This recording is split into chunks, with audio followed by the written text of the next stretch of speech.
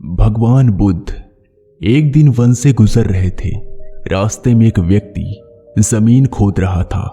बुद्ध विश्राम के लिए वृक्ष के नीचे बैठ गए। उस व्यक्ति को खोदते खोदते एक कलश मिला। कलश में हीरे जवाहरात भरे हुए थे। उसने सोचा, आज मेरा भाग्य जाग उठा है। उसने कलश बुद्ध के चरणों में रखा तथा कहा, आपके आशीर्वाद से ही मुझे यह अचूक दौलत प्राप्त हुई है।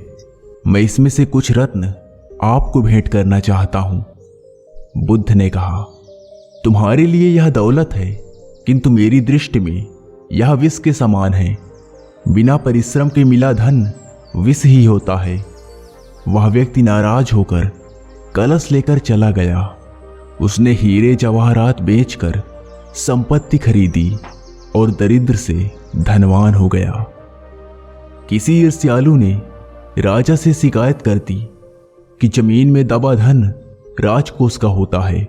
अमोक व्यक्ति ने उसे निजी काम में लाकर नियम का उल्लंघन किया है।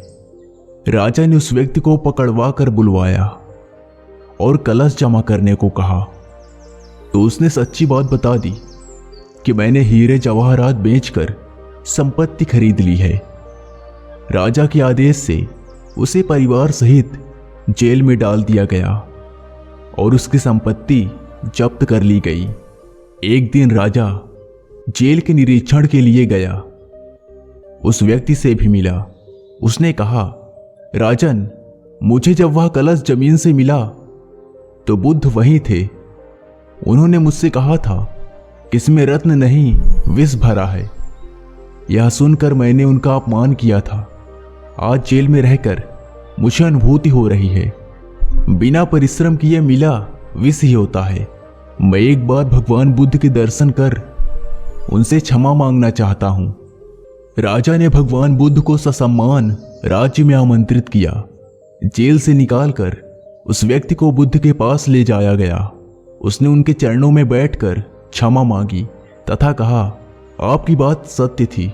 कलश में वास्तव में विष था जिसने मुझे जेल भिजवाया। बुद्ध के आदेश से राजा ने उसे जेल से रिहा कर दिया। उसने उसी दिन से परिश्रम से प्राप्त धन से जीवन यापन शुरू कर दिया। गौतम बुद्ध की एक प्रचलित कथा के अनुसार एक दिन सुबह सुबह सभी शिष्य बुद्ध के प्रवचन सुनने के लिए एक साथ बैठे हुए थे। कुछ देर बाद बुद्ध अपने साथ एक रस्सी लेकर आए। तथागत के हाथ में रस्सी देखकर सभी शिष्यों को हैरानी हुई। बुद्ध अपने आसन पर बैठे और उन्होंने रस्सी में एक के बाद एक 3 गांठ बांध दी। इसके बाद उन्होंने शिष्यों से पूछा, क्या ये वही रस्सी है जो गांठ बांधने से पहले थी? इस प्रश्न के जवाब में एक शिष्य ने कहा कि तथागत, इसका उत्तर थोड़ा मुश्किल है। ये हमारे देखने के तरीके पर निर्भर करता है। एक तरह से तो रस्सी वही है, इसमें कोई बदलाव नहीं है।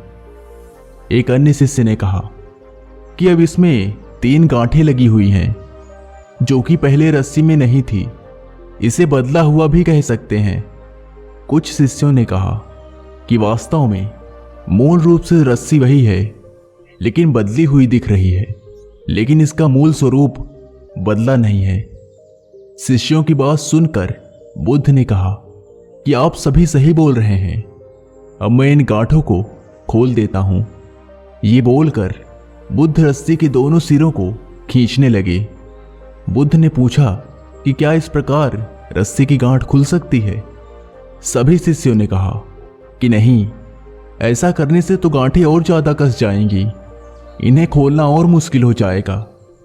बुद्ध ने कहा कि ठीक है।